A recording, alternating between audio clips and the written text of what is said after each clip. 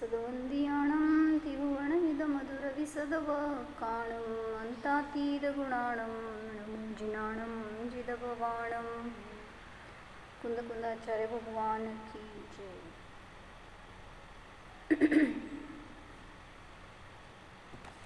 पंचस्त्रिया संग्रहामध्ये गाथा नंबर 56 बघत होतो आपण.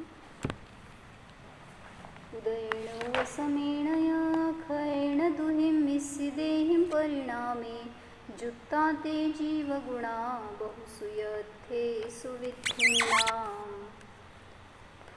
काय सांगितलं? जीवाचे गुण सांगतायत. कुठले? उदयाने, उपशमाने, क्षयाने, क्षयोपशमाने आणि परिणामाने युक्त असे जीवाचे 5 गुण आहेत, ज्याचं वर्णन की अनेक शास्त्रामध्ये अनेक प्रकाराने केलेलं आहे.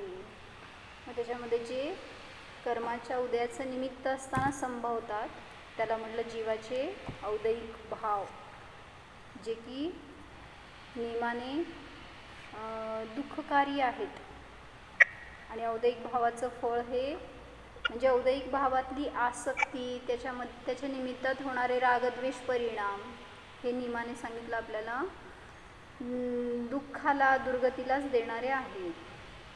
म्हणून औदयिक भाव करताना हा जीव सावध नसतो, पण त्याचं फळ भोगताना मात्र मग हैराण होतो, नको वाटतंय, कधी सुटेन अशी भूमिका असते. त्यामुळं परिणामात सावधानता ठेवा.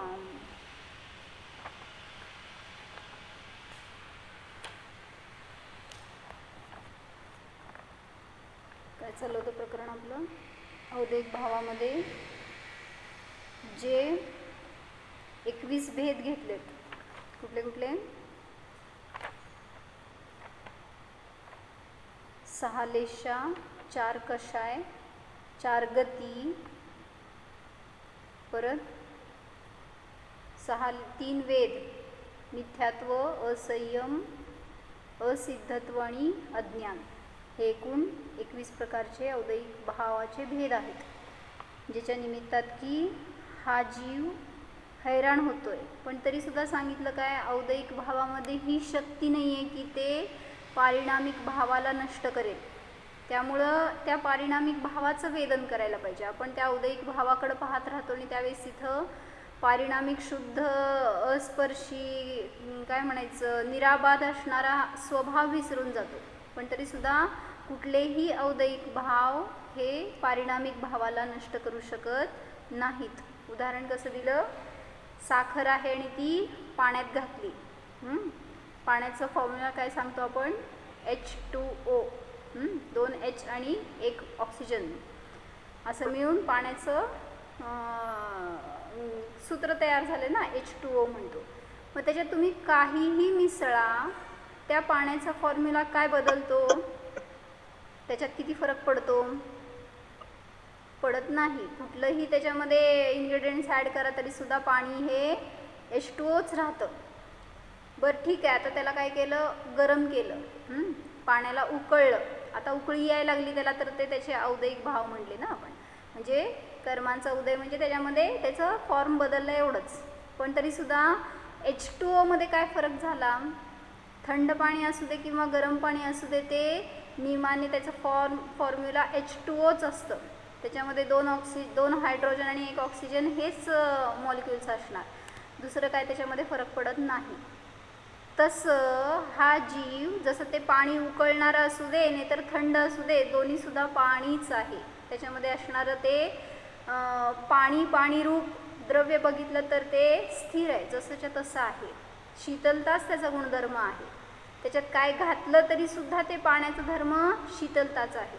तसं सांगितलं हा जीव जेव्हा क्रोधी, कषायी होतोय, कर्माच्या उदयामध्ये आकुलित होतोय, रागीद्वेषी मोही होतोय, त्या समयात आणि आत्ता वर्तमान काय म्हणायचं निष्कषाय रूपामध्ये असताना, निर्विकल्प अनुभूती घेत असताना, या दोन्ही दशेमध्ये जीवाचा फॉर्म्युला काय हो? H2O. तर जीवाचा फॉर्म्युला आहे शुद्ध शुद्ध शुद्ध किंवा निर्विकल्प, एक, शाश्वत, शांत, निराकुल हेच फॉर्म्युला आहे जीवाचा. ज्ञान दर्शन आनंद आदी गुणांनी बनलेला, हेच त्या जीवाचे मॉलिक्युल्स आहेत. बाकी त्याच्यात तुम्ही काहीही ॲड करा, म्हणजे रागी व्हा, द्वेषी व्हा, मोही व्हा, तरीसुद्धा जीवाचा फॉर्म बदलत नाही. जीव स्वतःच्या स्वभावाला सोडत नाही. मग हे सांगितलं पारिणामिक भावाची शक्ती. म्हणजे जे औदयिक भाव चालू आहेत किंवा कर्मांचे उदय चालू आहेत, तर त्या उदयामध्येही जो अस्पर्शी असतो तो पारिणामिक भाव आहे. आणि मग जगातले कुठलेही औदयिक भाव कर्मांचे उदय असतील तरीसुद्धा ते पारिणामिक भावाला डिस्टर्ब करू शकत नाही. पारिणामिक भाव जसाच्या तसा आहेच. म्हणजे आत्म्याचा फॉर्म्युला पण अनचेंजेबल आहे. पारिणामिक भावाचं हेच सूत्र म्हणलं की जे स्टेबल राहतं, जे कॉन्स्टंट राहतं, जे चेंज होत नाही, त्याला म्हणलं पारिणामिक भाव. आणि तोच स्वभाव आहे. मग प्रत्येक द्रव्याचा स्वभाव असाच आहे, म्हणून सांगितलं पारिणामिक भाव हा पाची द्रव्यांचा स्वभाव आहे. फक्त औदयिक भाव दिसून येतात कोणामध्ये? जीव आणि पुद्गलामध्ये. बाकी सगळे द्रव्य तर स्वभावाने जशी आहेत तशीच पर्यायत आहेत. त्यांच्यामध्ये तर विभावरूप परिणमन सुद्धा नाही. पण आपण अडकतोय काय? या औदयिक भावाच्या चक्रात अडकतोय आणि त्यामुळं पारिणामिक भावाची अवहेलना करतोय, त्याच्याकडे दुर्लक्ष करतोय, त्याचं महत्त्व जाणत नाही आहे. मग कुठल्याही प्रकारचे औदयिक भाव असू देत, ते त्याच्या आहारी जाऊन आपण काय करतोय? स्वभावाला विसरतोय. म्हणून ते बाहेर कुठलेही उदय चालू असू देत, जसं म्हणलं ना, हिरा आहे एखादा, काय म्हणलं, करोड रुपयाचा डायमंड आहे, आणि त्या डायमंडला तुम्ही काय केला? कुठल्याही ठिकाणी ठेवा, कुठल्याही रीतीने त्याचं कॅरी करा, न्या आणा किंवा कशात तरी जडवा, तरीसुद्धा सांगितलं त्याचं व्हॅल्यू किती राहते. भलेही ते कोणाला समजू नये म्हणून आपण एखाद्या डस्टबिनमध्ये वगैरे ठेवतात, माहिती आहे का तुम्हाला? कुठं जर बाहेरगावी जाणार असतील आणि असं सोनं वगैरे रक्षा करून ठेवायची असेल, तर ज्या ठिकाणी चोर कधी उघडून बघणार नाही, त्याला कधी शक पण होणार नाही, अशा ठिकाणी ठेवतात. मग ते भलेही त्या डस्टबिनमध्ये पडलेलं असलं तरीसुद्धा डायमंडची व्हॅल्यू किती? अबाधित आहे. जसं आहे तसं अनमोलच आहे ते. किंवा काय म्हटलं, खराब कपड्यात गुंडाळून ठेवला किंवा कुठंतरी मलिन ठिकाणी पडलं तरीसुद्धा सांगितलं ते डायमंडच राहतं. तसं सांगितलं हा पारिणामिक भाव कुठल्याही अवस्थेमध्ये जाऊ दे, कुठल्याही उदयामध्ये जाऊ दे कर्माच्या, तरीसुद्धा तो त्याच्यापासून अस्पर्शी जसा आहे तसा राहतो. मग ही त्या पारिणामिक भावाची व्हॅल्यू आहे. आणि त्याला आपण जाणलं, त्याचं महत्त्व कळलं, तर कुठल्याही पर्यायात आपल्याला दुःखी होण्याची वेळ येणार नाही. त्या कर्मांच्या उदयाच्या आहारी जाणार नाही, जर पारिणामिक भाव समजला तर. सुकुमाल मुनींचं गोष्ट माहिती आहे आपल्याला, की सुकुमाल मुनींची माता मोही होती. पुत्राच्या मोहामध्ये मरून ती कोल्हीण झाली.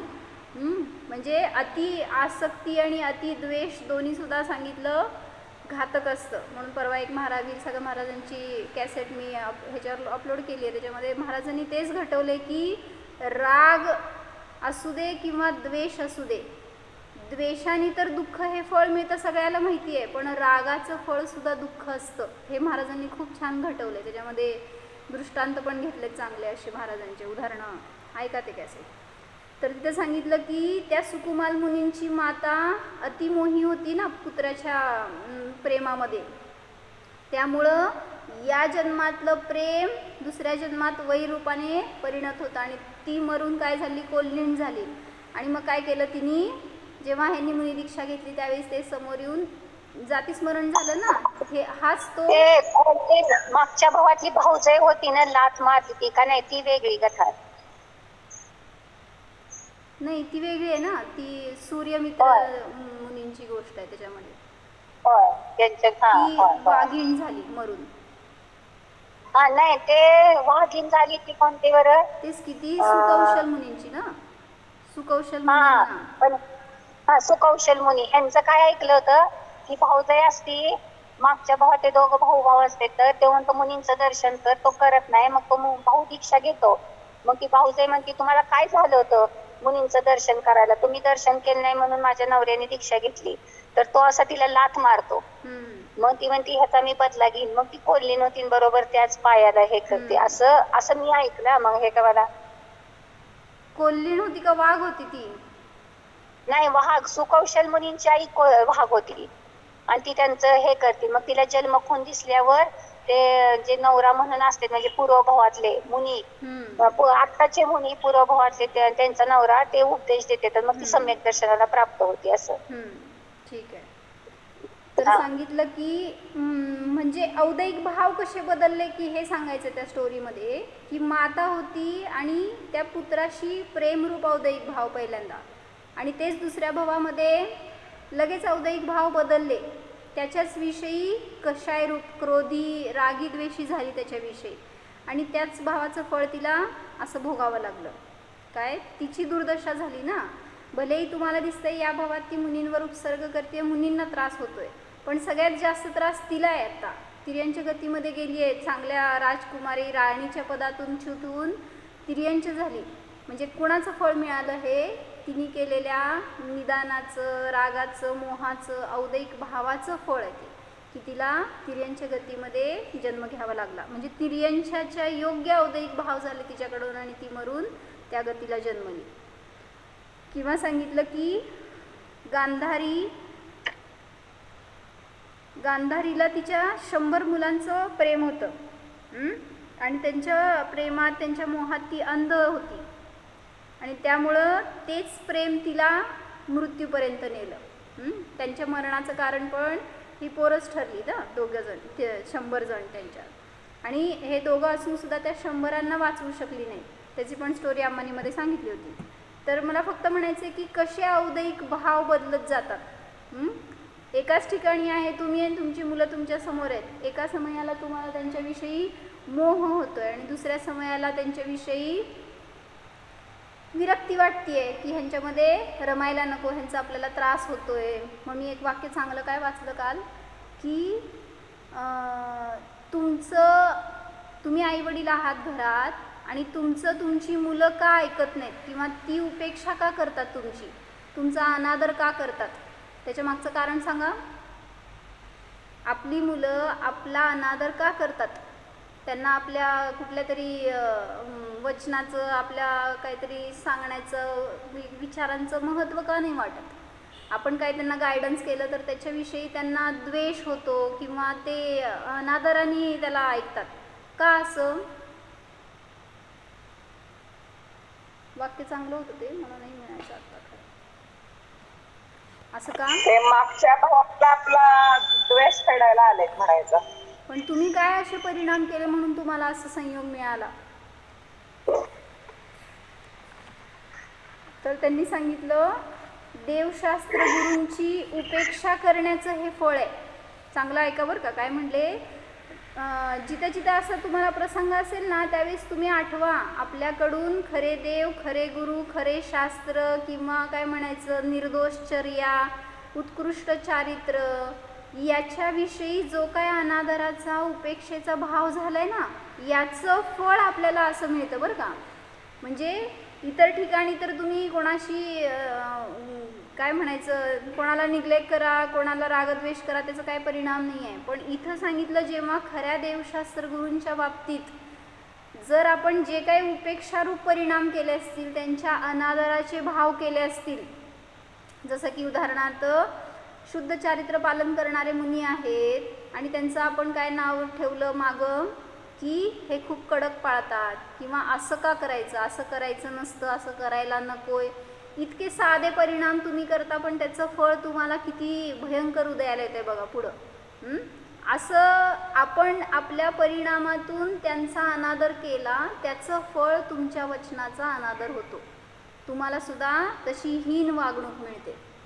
म्हणून प्रतिक्रमण करा आठवून आपल्या त्या परिणामांचं, की मी जे काय भाव केलेत हे माझंच भावाचं फळ मिळतं आहे मला, जे आता माझ्या आज्ञेमध्ये मुलं नाही आहेत. मुलांना आपण सांगतो धर्म करा, स्वाध्याय करा, ध्यान करा, ह्याच्यासाठी जास्त वेळ द्या, पण त्यांना रुचत नाही किंवा त्यांना पचत नाही, नको म्हणतात, आवडत नाही, किंवा जरी मंदिरात आले तरीसुद्धा त्यांना तिथं रमत नाहीत. हे सगळं दिसून येतं ना दृश्य.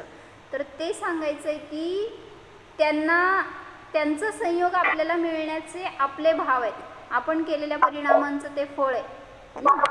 म्हणून आपण आपल्या भावांचं प्रतिक्रमण करणं आवश्यक आहे. आठवून आठवून करा. कधीही आपण काय म्हणायचं नकळत केलेले असतील, कधी सहजतेने केलेले असतील, कधी कोणी करत असताना आपण त्याला अनुमोदना केली असेल, विरोध केला नसेल, तरीसुद्धा हे सगळं फळ आपल्याला उलटं येतं आपल्यावरच. आपण असं आठवून कधी आठवलं काय झालं असेल असं आपल्याकडनं तर गुरुकडे येऊन प्रतिक्रमण पश्चाताप करा त्याच्याविषयी. त्याच्याशिवाय ते दोष धुतले जाणार नाहीत. मंदिरात आल्यावर आसाधना आधी दोष करतो, हे सुद्धा सगळे औदयिक भाव आहेत. आता आम्मांचं जर बघितलं तुम्ही कधी आलात तरी तर बघा, आम्हा जर मंदिरात आल्या तर इतकं सांभाळून असतात की कधी खोकला येऊ नये आपल्याला. म्हणजे आता ती साधारण साहजिक क्रिया आहे, पण जर विनाकारण आपले हातपाय हलवणं किंवा खाजवणं हे तरी अवॉइड करू शकतो आपण. मग अशा गोष्टी मंदिरात होऊ नयेत ह्याची खूप काळजी घ्यायला पाहिजे आपण पण. जसं सांगितलं मंदिरात नुसतं टेकून बसलं, पाय दुमडले, पाय हलवले, हाताची घडी घालून बसलो, हे सगळे आसाधन आहेत, साधे साधे गोष्टी, पण ते आपल्याला माहीत नसतात. आणि त्याचं फळ म्हणून मग अनेक प्रकारांनी आपल्याला, कारण निधत्ती निकाचित रूपाने बंद होतं म्हणून सांगितलं. जेव्हा मंदिरात किंवा आयतनाच्या ठिकाणी देवशास्त्रगुरूंच्या बाबतीत दोष घडले तर, आणि मग त्याचं फळ भोगावंच लागणार. त्याच्यामध्ये संक्रमण नाही, उदीरणा नाही, अपकर्षण नाही, उत्कर्षण नाही, असं ते तीव्र वज्र कपाट रूपाने बांधले जातात ते कर्म. म्हणून सांगितलं की जागृत राहायला हवं. जेव्हा कधी आपण मंदिरात येतो त्यावेळेस तरी ज्या 84 आसाधना आहे त्या एकदा ज्ञान तर करून घ्या की काय आहेत त्याचं स्वरूप, आणि ते आपल्याकडनं घडवू नयेत ह्याच्यासाठी.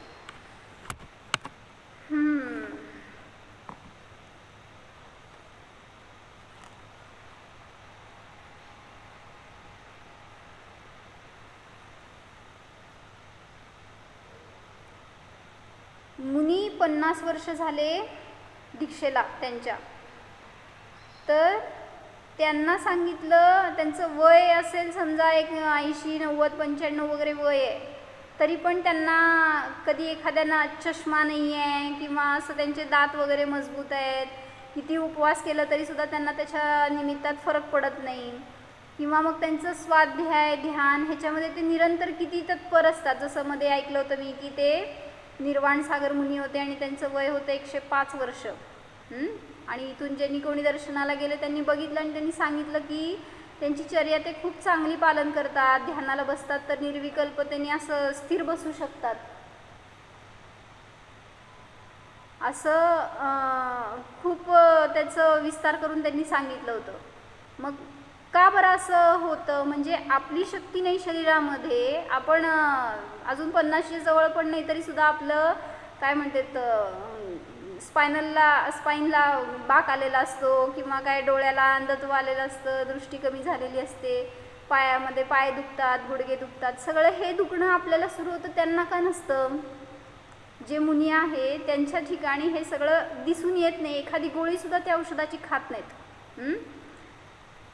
मग असं त्यांना शरीर का प्राप्त झालं, किंवा असे आपले उदय असे का आणि त्यांचे उदय तसे का, सांगा.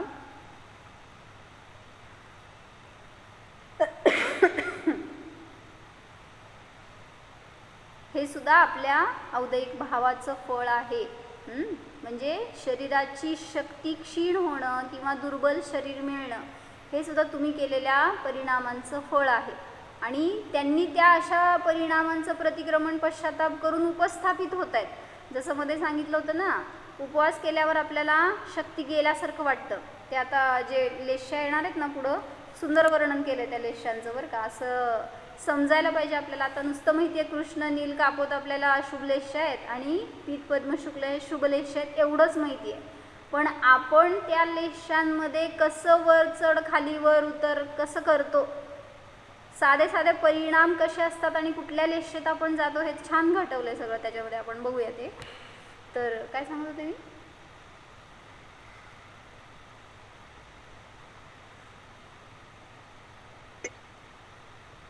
काय सांगत होते त्याच्या आधी?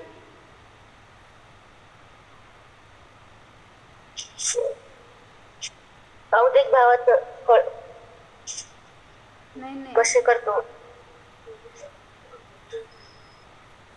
काय तर सांगता सांगता राहिलं. ठीक आहे. मुनींना इतके शरीर कचरलेले. ते म्हणलं की त्यांनी केलेल्या औदैहिक भावाचं आपण केलेल्या औदैहिक भावाचं फळ म्हणून आपल्याला असं रोगी दुर्बल शरीर मिळालं. आणि हे सांगत होते की त्यांनी म्हणजे आपण उपवास एखाद्याने केलं तर तुम्ही काय म्हणता, त्रास होईल, करू नको, शक्ती नाही आहे किंवा तुला होणार नाही असं वगैरे आपण त्यांना काय म्हणतो, अंडर एस्टिमेट करतो. उलटं तुम्ही बळ द्यायला पाहिजे. आणि तुम्हाला हे नाही कळत की उपवासाने शक्ती वाढती का कमी होती हो? तपाने शक्ती वाढती का कमी होती? करून बघा एकदा, समजेल तुम्हाला. पण म्हटलं ना, मला मी स्वतः प्रॅक्टिकली अनुभव केलेला आहे. ते मला पित्ताचा खूप त्रास होता पूर्वी आणि एखादा उपवास केला तरी सुद्धा खूप शक्ती जायची शरीरातली आणि खूप त्रास व्हायचा पित्ताचा. पण सोडलं नाही, करायचे भाव नव्हते तेव्हा, नको वाटायचं करायला, इतका त्रास होतोय म्हटल्यावर आपल्याला उपवास म्हणजे संकट वाटायचं. पण तरी प्रायश्चित्ताचे वगैरे असल्यामुळं थोडेफार आधीमध्ये कधीतरी 6 महिन्यातनं वर्षातनं असं करायचो आम्ही उपवास. आणि मग त्याच्यातून जात काय झालं, मला म्हणायचं आहे शक्ती बिल्ड होत जाते अंतरंगातून. तुम्हाला वाटते की खाऊन पिऊन शक्ती येते, पण उलटं रेजिस्ट करून बघा ना एकदा. आत्ता तुम्हाला भूक लागली आहे आणि समजा तुम्ही त्यावेळेस खायला मिळालं नाही तुम्हाला, असं काही लगेच मरून पडत नाही आपण. वाटेल थोडंफार क्षीण, पण तरीसुद्धा सांगितलं आतून शक्ती तयार होती आणि मग सहजतेने आपण त्याला फेस करू शकतो. आणि मग आता काय त्याच्यामध्ये वाटत नाही, उपवास असू दे, एकासन असू दे, कधी अंतरा आली. आता अम्मांकडे बघून सुद्धा आम्हाला समजते की त्यांना कसं त्यात काय म्हणायचं, स्वतः एकतर त्यांची अनुभूतीची बळ असतं ते वेगळंच, आणि असं काय बहिरंगात उदय आले तरीसुद्धा त्याच्या निमित्तात जरा विचलितता नसते त्यांची. आणि मग तसं आपल्याला पण म्हणायचं की तप करून बघा, त्याच्यानी निर्जरा आहे, त्याच्यानी दुर्बलता नसते. वाटेल तुम्हाला की आपण दुर्बल झालोय म्हणून, पण तसं नसतं. त्यामुळं निर्जराचं फळ आनंद आहे हो. निर्जरेनी सुख मिळणार आहे आपल्याला. कर्मांचा आश्रव बंद झाल्यावर सुख वाटतंय. जेवण खाण करणं म्हणजे निर्जरा आहे का आश्रव बंद आहे हो? औषध गोळ्या घेणं म्हणजे आश्रव बंद का निर्जरा? आणि तेच इकडं उपवास करणं म्हणजे तिथं आश्रव बंद करताय तुम्ही.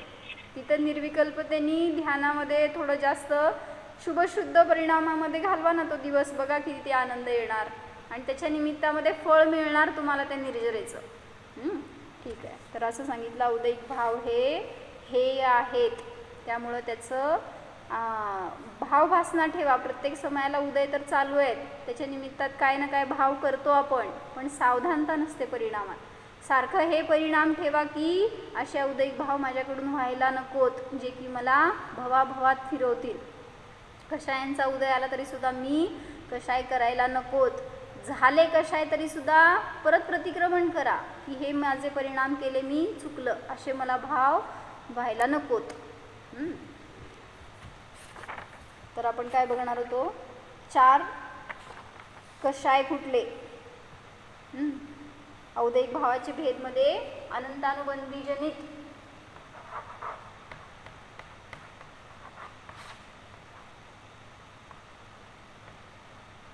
कषायामध्ये पहिलं सांगितलं अनंतानुबंधीजनित कषायाचं स्वरूप काय असतं. स्मिताताई, काय उपवासाच्या दिवशी भाव करायचे, उपवासाच्या दिवशी काय भाव करायचे, काय भाव करायचे? मग ते सांगितलं की जास्तीत जास्त शुभ शुद्ध परिणाम करायचे भाव ठेवा, तर त्याच्यातून निर्विकल्पता राहावी एवढंच. नाहीतर आपलं लक्ष जाणार शरीराकडं, खाण्यापिण्याकडं, आणि त्याच्या निमित्तामध्ये त्रासच होणार आहे. त्यामुळं खाणारा नाही आहे ह्याची जाणीव करत राहावा. किंवा मुनिराज कशी साधना करतायत उपवास असताना, त्यांना का तिथे त्रास होत नाही, आपल्याला का तशी आकुलता होती आहे, हे जर आपण स्वतः टॅली केलं तर आपल्याला समजणार आहे आणि त्याच्यातून आपण बाहेर पडू शकतो. त्या उपवासाचा आपल्याला फायदा व्हायला पाहिजे, आनंद भोगायला पाहिजे त्या दिवशी आपण. पण आपण दुःखी होतो किंवा काय म्हणलं, असे लेश्यावाले परिणामवाले आहेत, अशुभ लेश्यावाले, की त्या दिवशी मुद्दाम जास्त काम काढून बसणार. काय नाहीतर ते काहीतरी जास्तीचं काम, काय खवा आटवत बसा, चिवडा लाडू करा, असले वगैरे काम करत बसणार. म्हणजे उलट जो दिवस ज्ञान ध्यानात घालवायला पाहिजे त्या दिवशी जास्त आश्रवाची कार्य करत आरंभाची कार्य करत राहतो आणि मग त्यामुळं तो त्या उपवासाचं फळ भोगू शकत नाही. जेवढं शक्य आहे तेवढं ध्यान साधनेमध्ये स्वाध्यायामध्ये चिंतन चर्चा ह्याच्यामध्ये दिवस घालवा तो. त्याच्या निमित्तात आपल्याला आनंद आहे. तर अनंतानुबंधी कषाय म्हणजे काय हे सांगायला लागलं. अनंतानुबंधी अप्रत्याख्यान प्रत्याख्यान आणि संज्वलन असे 4 कषाय आहेत किंवा त्याचे 4 भेद कुठले क्रोध मान माया लोभ. अनंतानुबंधी म्हणजे काय असतं की जे मिथ्यादृष्टी जीव असतात तर ते शरीराला मी मानतात आणि या परिणामांनी ते अनंत संसाराला अनुबंधी अशा मिथ्यात्वाचाच संचय करत राहतात आणि त्यामुळं ते संसारीच राहतात. अनंतानुबंधी जनित मिथ्यात्वरूप परिणामाने हा जीव निरंतर 4 गती आणि 5 परिभ्रमणामध्ये फिरत राहतो. तर अनंतानुबंधी वाल्याचे परिणाम कसे असतात हे सांगायला लागले. नुसतं वाचते पाहिजे तर मिनिटं. कोणत्याही गोष्टीला मुळासकट नष्ट करण्याचे भाव असतात. आता सामान्य समजून घ्या, सगळेच असे असं नाही पण बहुलता अशी असते. जसं की कृष्णलेष्याचे परिणाम आहेत. काय कृष्णलेष्या म्हणजे अशुभ लेष्या असते. त्याच्यामध्ये परिणाम कसे असतात, तू पण धर्म नाही करायचा आणि मला पण कर म्हणून सांगायचं नाही. असं पती असेल एखादा आणि ती पत्नी म्हणत असेल की चला स्वाध्यायाला विधानाला, तो काय म्हणणार, तू पण जायचं नाही आणि मला चल म्हणायचं नाही. हे झाले अनंतानुबंधी जनित. किंवा स्वाध्याय करून काय फायदा आहे तुला, काय करू नकोस स्वाध्याय, म्हणजे तिला पण तोडणार स्वतः पण करणार नाही असं. किंवा ते म्हटलं ना कृष्णलेशावाला काय असतो ते झाड, तुमचं आंब्याचं झाड असेल आणि त्याच्यावर आंबे खायला गेलेले ते 6 जणांचं दृश्य दाखवलंय आपण.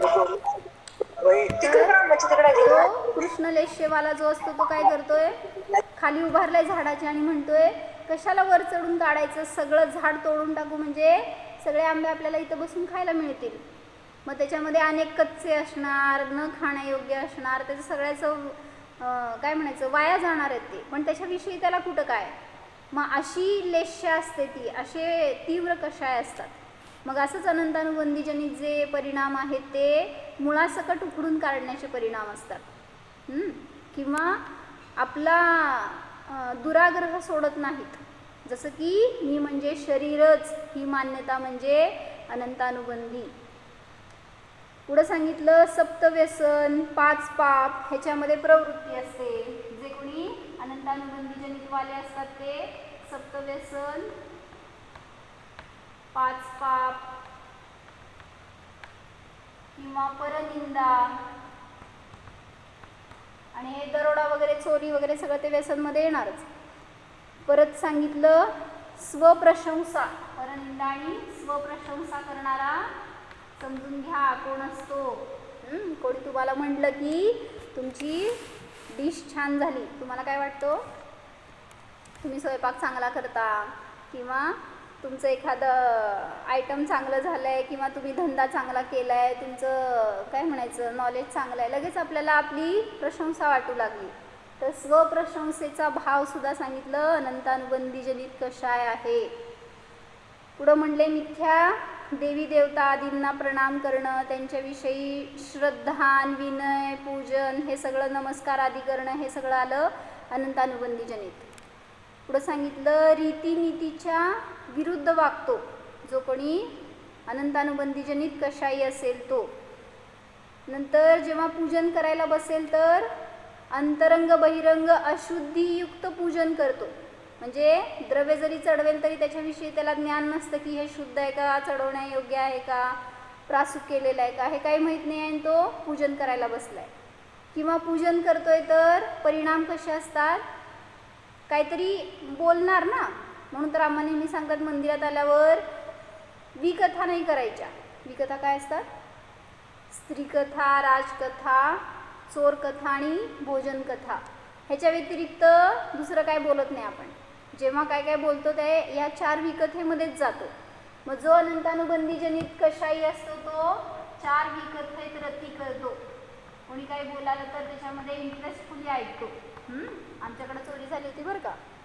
मग कशी झाली, कुठून आला चोर, काय नेलं, काही संबंध असतो का आपल्याला, पण तरीसुद्धा सगळं ऐकण्याचे भाव हे सांगितलं काय अनंतानुबंधी जनित कषाय आहेत. पुढं सांगितलं क्रोधाधिकांमध्ये प्रवृत्ती करतो. हा जो अनंतानुबंधी कषायी आहे तो क्रोधाधिकात प्रवृत्ती करतो. परत इंद्रिय विषयामध्ये अति आसक्तीने भोगतो. कारण ज्ञान नाही आहे ना की इंद्रियात किंवा विषयात सुख नाही याचं, त्याच्यातून मला सुख येते हे भाव असल्यामुळं इंद्रिय विषय त्याचं पोषण करतो. इंद्रिय विषय म्हणजे काय, 5 इंद्रिय कुठली आपली, घ्राणेंद्रिय, चक्षुरेंद्रिय आणि कर्णेंद्रिय. मग 5 इंद्रियाचे किती विषय भोगले सांगा, गावाला गेल्यावर सगळे भोगले. किती आनंद आला, किती वेळ टिकला तो आनंद. आपल्याला वाटतं ते बाहेरच्या गोष्टीत आनंद आहे त्याच्यातून मिळते आपल्याला, पण आहे आनंद कुठं, आपल्या ज्ञानात आहे. आपल्याला वाटतं त्यातून येते म्हणून ही मान्यता आपल्याला दुःख देते. ते परिणाम, तो काळ, ते वेळ संपली की परत दुःख आहे वाटतं आपल्याला. इथं आल्यावर दुःख आहे का सुख आहे? म्हणजे सासरी दुःख असतं का सुख असतो, आणि माहेरी दुःख असते का सुख असते? सुख तर परिणामात असते. त्यामुळं जसं एखादा मनुष्य असेल, हॉस्पिटलमध्ये ॲडमिट असेल आणि घरामध्ये समजा त्याचे कोण आज्ञा पाळणारे नाही आहेत किंवा त्याला काहीतरी घरात त्रास होतोय, अशी परिस्थिती असेल घरामध्ये, आणि त्याला काहीतरी ॲक्सिडेंट झाला म्हणून ॲडमिट केले दवाखान्यात. आता त्याला दवाखान्यात सुख आहे का घरात सुख आहे सांगा? कुठं सुख आहे आणि कुठं दुःख आहे? त्या हॉस्पिटलमध्ये जिथं ॲडमिट आहे तिथं किती त्यांनी सेवा केली, किती त्यांनी चांगलं वागले तिथले, तरी सुद्धा कधी इथून बाहेर पडेल हे भाव आहेत. आणि घरातले किती वाईट असले तरी सुद्धा घरात कधी जाईल हे भाव असतात. त्यामुळं कुठं बाहेर क्षेत्रात सुख दुःख नाही आहे, इंद्रियांमध्ये, त्या विषयांमध्ये नाही आहे, माझ्या ज्ञानात आहे सुख दुःख. मग त्या ज्ञानाला भोगा हे सांगतायत. मुनिराज काय करताय, तो बाहेर कुठल्याही विषय नाही आहे तरी सुद्धा ते आनंद कसे भोगतायत, ज्ञानातून भोगतायत. मग तशी कला आपल्याला यायला पाहिजे. तर हे सांगायचं की जो अनंतानुबंधी कषायी असतो तो त्या इंद्रिय विषयाच्या नादी लागतो आणि त्यातून सुख भोगण्याचे भाव असतात. स्त्री आदी परिग्रहामध्ये मोही असतो. परिग्रहात आसक्ती असतो किंवा मोह परिणाम असतात. पुढं जर पूजा आदी करेल तर कसं करणार, अनिच्छापूर्वक करतो. कोणीतरी करायला बसवलंय जबरदस्ती, कुठलं केलं, शांतीनाथ विधान केलं, घरी करायला बसवलं होतं का, केलो आपण, केलो ना, मनाने केलो किंवा इच्छेने केलो तर त्याचं फळ आहे. अनिच्छापूर्वक किती वेळ चालणार, किती वेळ बसवलेत, असे भाव झाले तर चुकलं. म्हणजे पूजन करून सुद्धा पापच केलं आपण. परत पूजा करायला बसलाय तर अधिक सामग्रीचा व्यय करतो, म्हणजे विवेकाने नाही वापरणार. त्यांनी सांगितलं बदाम चढवा तर इतके बदाम चढवले, किंवा चांगले तांदूळ वापरा म्हटलं तर वापरले, पण कसं विवेकाने नाही, स्वच्छ केलं नाही किंवा त्याला काय पाहिलं नाही आणि तसंच मुठीनी चढवलं असं. म्हणजे विवेकपूर्वक किंवा काय म्हणायचं, जेवढ्या प्रमाणात पाहिजे तेवढं न चढवता अविवेकाने अनिच्छापूर्वक अधिक सामग्रीचा व्यय करणं आणि अयोग्य ठिकाणी वगैरे करणं, हे सगळं सांगितलं अनंतानुबंधी जनित कषाय आहेत. पुढं धर्मात जर प्रवर्तन करेल तर भोगाच्या इच्छेने करतो. कसं हो सांगा, सांगितलंय ना, समयसाची 275 गाथा सांगितली आहे. अभव्य जीवाची गाथा काय सांगितलं होतं त्याच्यामध्ये, सद्दहदीय पत्तेदीय रोचेदीयतः पुणोय फासेदी धम्मं भोगनिमित्तम नदुसोकम खयनिमित्तम. म्हणजे धर्म करतो तर भोगासाठी करतो, कर्मनिर्जयसाठी नाही. हे परिणाम असतात ते अनंतानुबंधी जनित. जसं दीक्षा घेईल तर मला सगळ्यांनी चांगलं म्हणावं, किंवा प्रवचन करेल तर सगळ्यांनी माझं कौतुक करावं, मलाच ग्रेट म्हणावं, असे काही ना काही भाव असतात. उपवास तपास करतो तर सगळीकडे ख्याती व्हावी, म्हणजे अशा कुठल्या तरी इच्छेने काय म्हणायचं लोकेशनेच्या मागं धर्म करतो, तर त्यामुळे तिथे त्याची निर्जरा नाही. धर्मामध्ये आला तरी सुद्धा आसाधना आदी दोष करतो. दान केला तर त्याचा मद करतो, मी इतकं दान केलं 10 जणांना सांगणार. आम्हा सांगतात की जर दान केलं तर या हाताचं या हाताला कळू नये, इतकं गुप्त दान म्हणतात त्याला.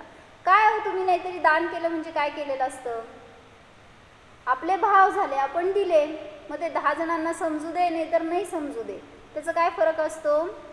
समजल्यावर लोक तुम्हाला छान म्हणले, काय तुमच्यात फरक पडणार आहे, आणि नाही समजलं तर किती आकुलता होणार. मग मी एवढं दिलं तर कोणाला माहीतच नाही, आणि मग सगळे नाही दिले असं म्हणतात. मग कोणी म्हणल्यांनी किंवा म्हणावं म्हणून आपण दान करणं हे सुद्धा भाव चुकीचे आहेत. मग जर हा दान करेल तरी सुद्धा त्याचा मद करेल, अहंकार करेल, तर हे अनंतानुबंधीजनित कषाय असतात. धर्मामध्ये येऊन मायाचारी करेल, जसं काय सांगितलं होतं ते दृष्टांत की एक मनुष्य होता आणि तो गेला कुठेतरी पंचकल्याणी चालू होतं म्हणून तिथं गेला होता, आणि मग तिथं गेल्यावर तिथं 8 दिवस राहायचं होतं त्याला, ते कार्यक्रम होतं त्यामुळं, आणि खूप चांगली सोय होती सगळी, राहायची खायची प्यायची सगळं जे काय त्यांनी व्यवस्था केली होती ती एकदम उत्कृष्ट केली होती. आणि ते ज्यांनी अरेंज केलं होतं ते निरपेक्ष होते, तुम्ही तुमच्या इच्छेने दान करायचं तर करा नाही तर नको असं त्यांनी सांगितलं होतं, किती हवं तेवढं करा असं. आणि 8 दिवस झाले, सगळं भोग घेतला. हा जो कशाई जीव आहे ना अनंतानुबंधीजनी, त्यांनी सगळे भोग भोगले, पण जाताना सांगितलं समजा तिथलं भोजन वगैरे इतकं उत्कृष्ट होतं की समजा एखाद्या दिवसाचं 200 रुपये थाली असं वगैरे इतकं चांगलं जेवण होतं, पण 8 दिवस जेवला म्हणजे 2 टाईम जेवणार तर किती त्याचा खर्च येणार, वेळ होणार. पण ह्यांनी काय केलं, जाताना या कशाई जीवानी 500 रुपयाची पावती फाडली आणि गेला. काय केलं, शक्ती होती, भरपूर द्यायची शक्ती होती, भोगायची शक्ती म्हटल्यावर तेवढा विचार असायलाच पाहिजे, आपण दान करायला पाहिजे. पण हा जीव असतो हा धर्मात येऊन मायाचारी करतो आणि तिथं दान देणार नाही किंवा तिथं विवेक वापरणार नाही, म्हणून पुन्हा तशाच परिणामांना प्राप्त होतो. किंवा जर बोलेल तर मर्मच्छेदक वचन बोलतो, मिथ्या तत्व मिथ्या धर्माचा उपदेश देतो आणि स्वतः पण मोही राहतो, मिथ्यात्वामध्ये राहतो आणि अन्यांना पण तशा प्रकारचं मार्गदर्शन करतो. म्हणून मिथ्या उपदेश देणारा किंवा देवी देवता आदींना भजणारा असा तो जीव कोण आहे, अनंतानुबंधीजनी कशाई. त्यामुळं हे जर आपले परिणाम असतील तर पडताळाणी असे भाव आपल्याला न होत, या भावाचं फळ निमाने दुःख आहे, परिभ्रमण परावर्तनामध्येच अडकणं आहे.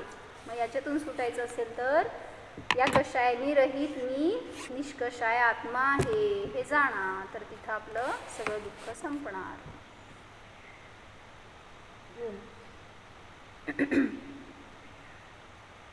जाणा स्वतःच्या कषाय रहित आत्म्याला जाणा.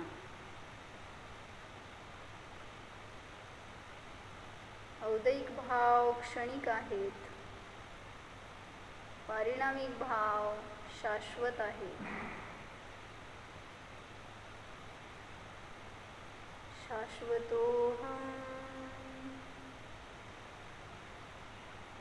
नित्यज्ञाता स्वरूपोऽहं निराकुलसुख स्वरूपोऽहं.